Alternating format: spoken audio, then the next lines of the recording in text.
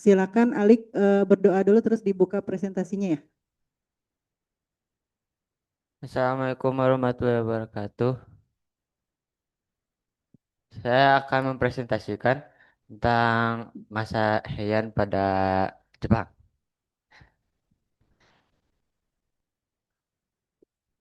Daftar isinya kita akan membahas kota era Heian, suasana tentang peran penting Heian sama cerita-cerita rakyat pada era Heian.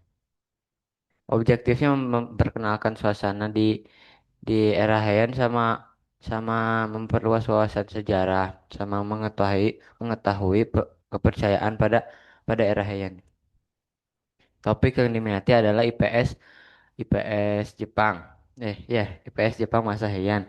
Saya memilih topik ini gara-gara saya melihat satu video yang menurut saya cukup menarik. Jadi saya ingin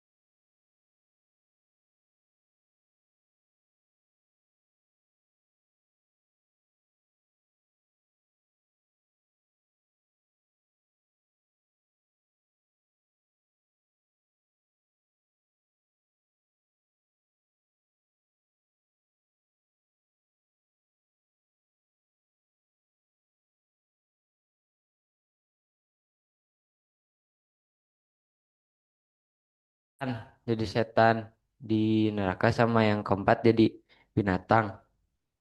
Kelima jadi hantu, hantu yang disisa di neraka sama enam neraka yang disiksa buat jutaan tahun gitu.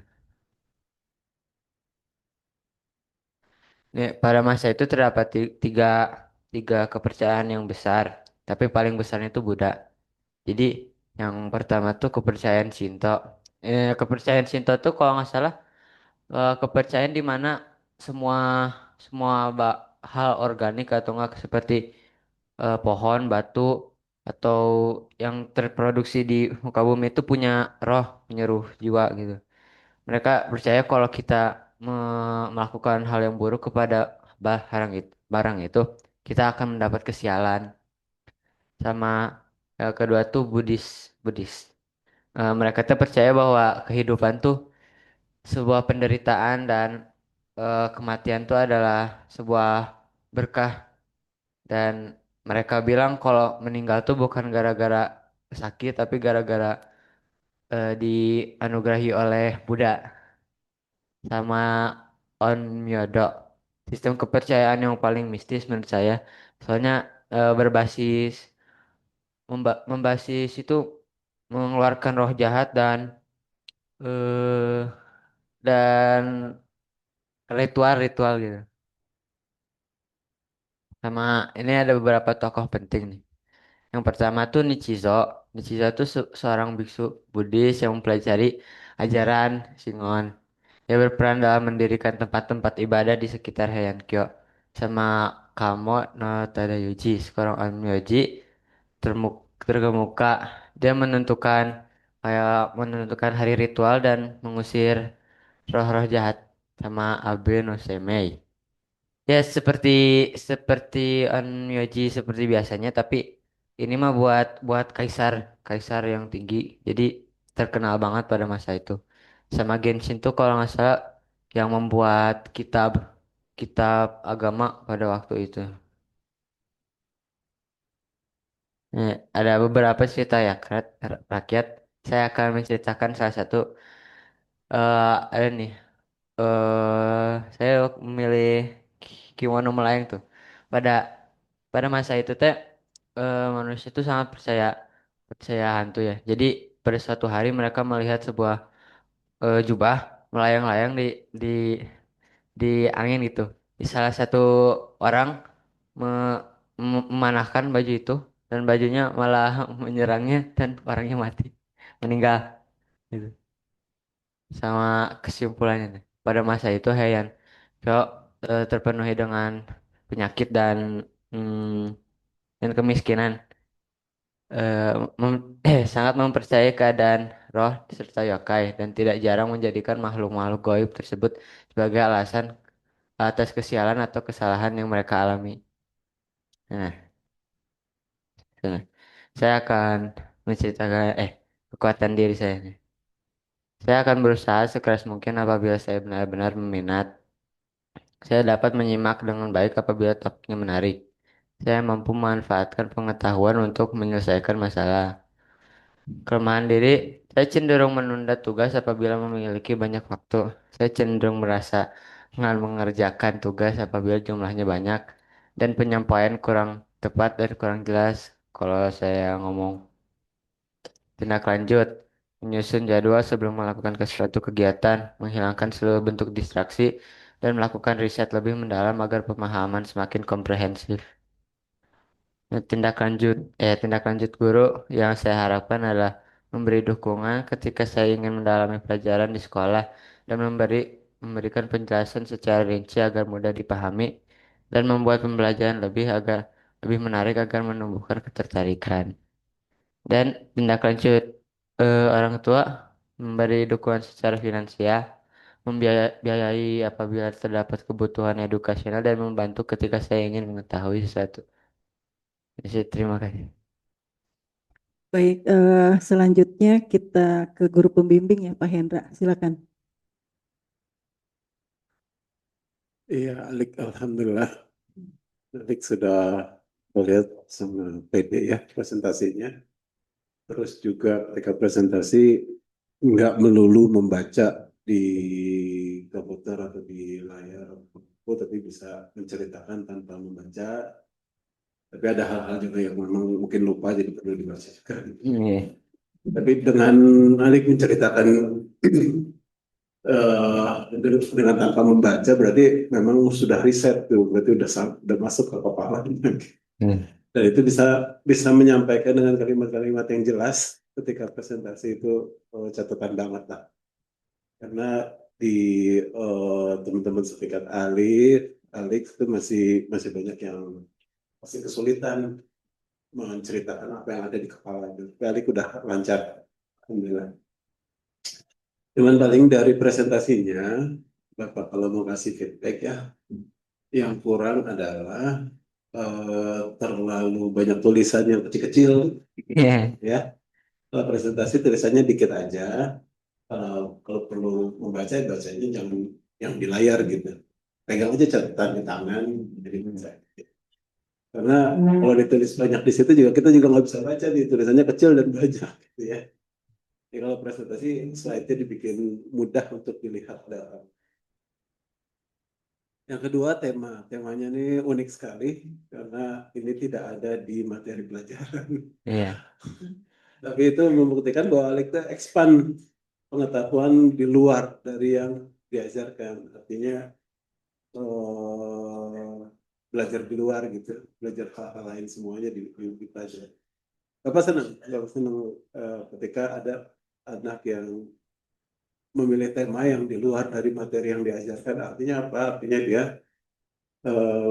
mempelajari hal yang dia minat, walaupun tidak ada di sekolah. Nah, terkait dengan materi yang Bapak ingin tanyakan adalah apa dari masa Heian ini ya, di bagian mananya yang paling Alik minati, yang paling Alik suka gitu dari cerita itu. Jadi kan awal cerita kan ketika Alik menonton video tentang Heian ini, kemudian tertarik untuk bikin ini sebagai tema KAS. Nah, dari era Heian ini yang paling diminati itu yang apa? Kalau saya yang Kamisnya, apa tokohnya, apa zaman? Itu pertanyaan pertama. ya. Pertanyaan kedua adalah di zaman Heian ini apa yang terjadi di belahan dunia lain? Anda tahu nggak? Oh, Oh, oh ya.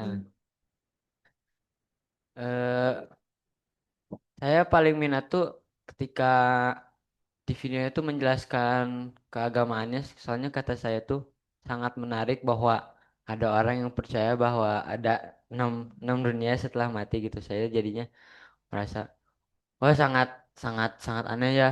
Ap- Memang benar itu bisa direinkarnasi jadi binatang atau jadi setan gitu. Jadi saya sangat sangat kaget gitu dan tertarik pada keagamaannya. Sama yang kedua pertanyaannya mungkin yang terjadi tuh kalau nggak salah 1018 sampai 1100-an itu kalau nggak salah. Nah, mungkin masih pada era setelah Muhammad meninggal gitu. setelah Nah, setelah. itu di Eropa sedang terjadi reformasi gereja. Oh, Di Eropa sedang terjadi reformasi gereja. Renaissance, belum Renaissance ya, masih awal juga. Kadang kita perlu tahu ya, ketika terjadi sesuatu di daerah tertentu, pada saat yang sama di belahan dunia lain itu ada apa sebenarnya gitu. Jika kita bisa membanding-bandingkan, misalnya tahun segitu tuh di Indonesia tuh lagi apa tuh? Indonesia mungkin lagi masih dijajah gitu. Masih dijajah. Belum ada. Kita baru dijajah 1600-an, Oh, zaman Majapahit tuh. Atau belum lagi Majapahit ya, panjang masih panjang. Oke, saya kembali. Ya,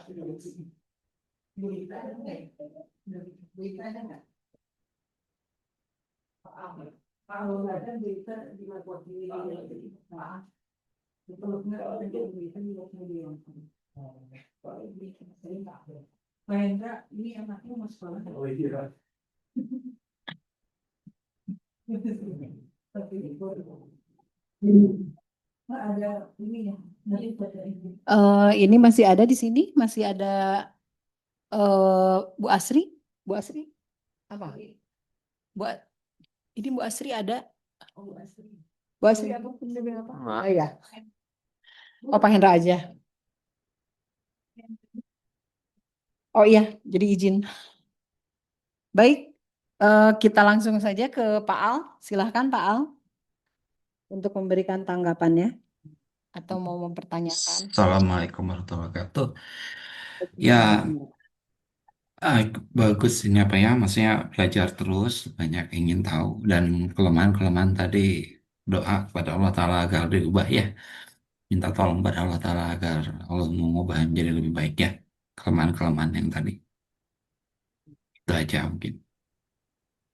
Ya, singkat, padat. Biasanya Pak Al suka panjang. Baik, Enggak. Mangga dari Bu Suryati atau Bu Asri mau memberikan tanggapan?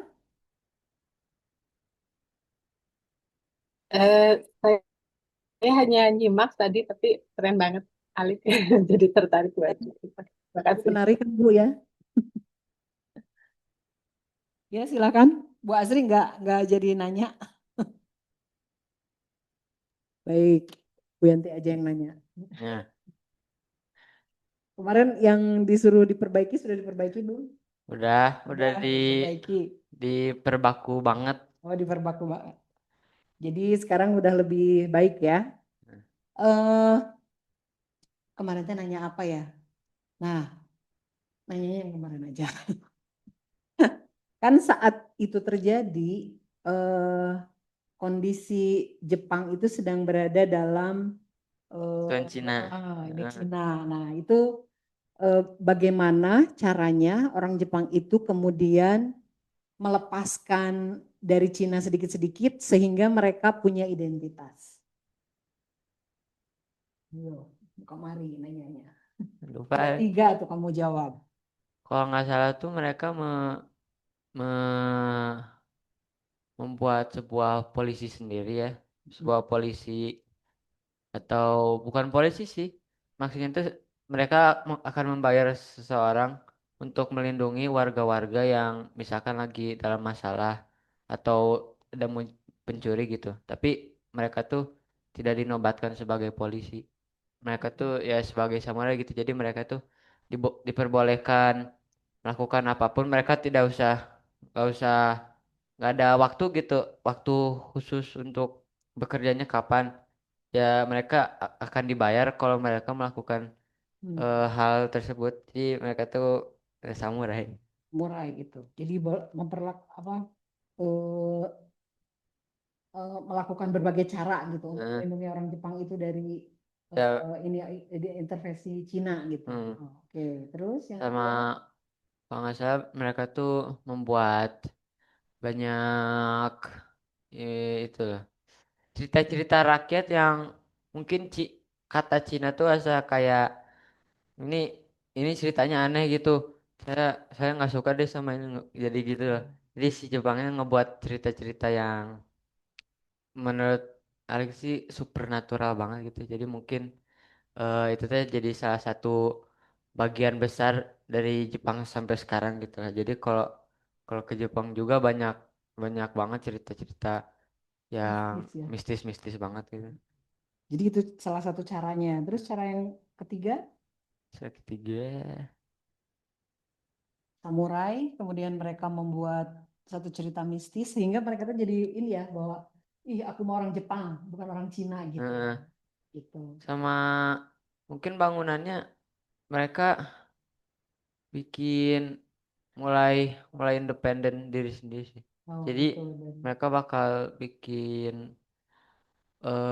gara-gara mereka percaya mistis ya. Mereka tuh sengaja ngebikin genteng mereka tuh kayak kayak gini oh, gitu. gini. Jadi mereka tuh percaya bahwa ada ruh ruh jatuh nanti bakal bakal ikutin si atapnya nanti naik ke atas lagi gitu. Oke, oke. Baik, terima kasih. Refleksi udah? Ya, fix sudah. Udah. Oke, silahkan. Jika tidak ada yang mau ditanyakan lagi, Bu Isur mau berkomentar? Sudah cukup. Sudah cukup. Silahkan Alik untuk menutup. Eh, s- eh, sekian dari saya. Mohon maaf jika ada salah kata atau mungkin tidak jelas perkataan saya. Saya minta maaf. Wassalamualaikum warahmatullahi wabarakatuh. Waalaikumsalam warahmatullahi wabarakatuh. Sebentar di foto dulu Pak Al, kalau bisa buka kamera. Bu Suryati, Bu Asri, kalau mau difoto ikutan.